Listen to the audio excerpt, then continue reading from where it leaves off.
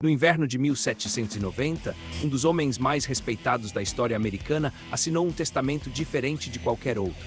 Benjamin Franklin não deixou apenas terras ou bens, ele deixou uma aposta silenciosa sobre o tempo e o dinheiro, programada para durar 200 anos. Hoje vamos revelar como essa aposta nasceu de uma piada francesa. Atravessou duas cidades americanas e terminou provando na prática o poder real dos juros compostos. Para entender essa história, é preciso conhecer o homem por trás dela. Benjamin Franklin nasceu em Boston em 1706, filho de um fabricante de velas, e se tornou impressor, cientista, diplomata e um dos pais fundadores dos Estados Unidos. Autor do famoso Almanac por Richard's Almanac, Franklin transformou provérbios sobre poupança e trabalho duro em parte da cultura popular americana. Foi essa fama de conselheiro financeiro que, décadas depois, inspiraria uma provocação vinda da França. A origem real desta história está em Paris, em 1785, quando Franklin servia como embaixador americano na França. O matemático francês Charles-Joseph Maton de Lacour publicou uma paródia do Almanac de Franklin, batizada de Fortunati Richard. Nela, um personagem fictício deixava uma pequena quantia em testamento para render juros por séculos, beneficiando gerações futuras. Era uma sátira pensada para provocar risadas, mas Franklin, o cientista, viu ali um experimento real esperando para ser tentado. Franklin escreveu de volta a Maton de Lacour, e essa correspondência foi preservada nos arquivos que hoje compõem The Papers of Benjamin Franklin, reunidos por historiadores da Universidade Yale. Em vez de rir da ideia, ele a levou a sério e passou a estudá-la como um problema matemático concreto. Franklin já havia observado o poder do juro composto em seus próprios investimentos e queria saber o que aconteceria se uma soma modesta fosse deixada para crescer por 100 ou até 200 anos. Em 1789, um ano antes de morrer, Franklin redigiu um codicilo ao seu testamento, documento hoje conservado e estudado por historiadores na Filadélfia. Nele destinou 000 libras esterlinas aos habitantes de Boston, cidade onde nasceu, e outras 000 libras aos habitantes da Filadélfia, cidade onde construiu sua vida adulta. Não era uma doação simples. Era uma estrutura financeira completa, com regras precisas sobre como o dinheiro deveria ser usado e por quanto tempo deveria crescer. As regras eram claras e ousadas. O dinheiro deveria ser emprestado a jovens artesãos casados que tivessem concluído seus aprendizados, cobrando juros modestos, ajudando-os a abrir seus próprios negócios. Passados 100 anos, uma parte do fundo poderia ser usada em obras públicas nas duas cidades. O restante deveria continuar rendendo juros por mais 100 anos, completando 200 anos de crescimento ininterrupto, um prazo que ultrapassava a vida de qualquer um dos envolvidos. Benjamin Franklin morreu na Filadélfia em 17 de abril de 1790, poucos meses depois de assinar o codicilo. Ele não veria nenhum resultado de seu próprio experimento, sabia, desde o início, que essa era uma aposta feita para o futuro, não para si mesmo. Os executores de seu testamento e depois as autoridades de Boston e da Filadélfia ficaram responsáveis por administrar os dois fundos ao longo das gerações seguintes. Nas primeiras décadas, os fundos funcionaram quase como pequenos bancos comunitários.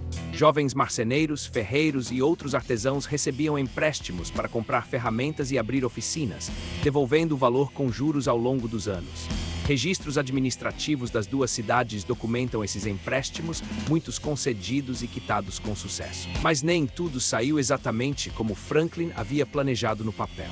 A administração dos fundos enfrentou dificuldades reais. Alguns empréstimos não foram pagos, houve disputas sobre como aplicar o dinheiro, e a burocracia local por vezes reduziu o ritmo de crescimento previsto por Franklin. Historiadores que estudaram os arquivos municipais de Boston e da Filadélfia mostram que o avanço foi mais lento e mais acidentado do que a matemática pura dos juros compostos sugeria. Ainda assim, ano após ano, o princípio básico continuava funcionando. Em 1890, exatamente 100 anos após o testamento, chegou o primeiro marco previsto por Franklin. Segundo registros administrativos das duas cidades, os fundos haviam crescido para valores estimados muito superiores à quantia original de 000 libras em cada uma. Conforme as próprias regras de Franklin, parte desses recursos pôde, finalmente, ser liberada para benefício público, mas o restante seguiria intocado, rendendo juros por mais um século. Na Filadélfia, parte dos recursos liberados em 1890 ajudou a financiar iniciativas de ensino técnico ligadas ao Franklin Institute, instituição que já carregava o nome do próprio Franklin em homenagem ao seu legado científico. O dinheiro que começara como um empréstimo a um jovem artesão aprendiz, um século antes, agora ajudava a formar uma nova geração de trabalhadores qualificados. Era exatamente o tipo de ciclo que Franklin havia imaginado ao redigir seu codicilo. Em Boston, os recursos liberados tiveram destino semelhante. Ajudaram a fundar, no início do século XX, uma escola de ofícios voltada à formação técnica de trabalhadores, mantendo viva a ligação com o nome de Franklin. Essa instituição existe até hoje, sob outro nome, e reconhece publicamente sua origem no Testamento de 1789. Mais uma vez, o nome de Franklin ficava ligado à educação prática que ele tanto valorizava em vida. Com parte dos fundos já aplicada, o restante seguiu seu curso natural, acumulando juros silenciosamente ao longo de todo o século XX. Guerras, crises econômicas e mudanças de gestão passaram diante desses dois pequenos fundos municipais, mas o princípio matemático estabelecido por Franklin continuava, devagar e sem alarde, multiplicando o valor original em cada cidade. Essa história não sobreviveu por acaso. Ela foi preservada em arquivos oficiais de Boston e da Filadélfia, nos registros da American Philosophical Society, fundada pelo próprio Franklin, e em coletâneas acadêmicas como The Papers of Benjamin Franklin, da Universidade Yale.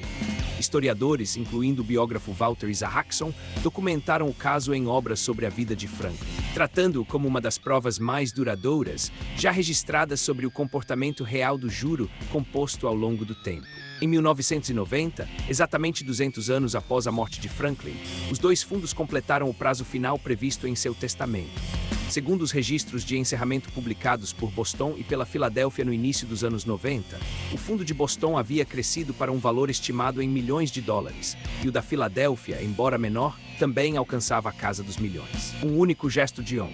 000 libras, repetido 2 vezes em 1789, havia se transformado, ao longo de 200 anos, em fortunas suficientes para financiar bolsas de estudo e institutos técnicos que existem até hoje. A lição que Benjamin Franklin deixou não está em uma fórmula secreta, mas em algo que ele já pregava desde os tempos do Poor Richard's Almanac. Tempo e paciência multiplicam pequenas quantias em resultados extraordinários. Ele não viveu para ver o resultado final, mas confiou no processo por 200 anos e a história provou que ele estava certo. Se esse tipo de história real sobre dinheiro e paciência te interessa, inscreva-se no canal e ative o sininho para a próxima revelação.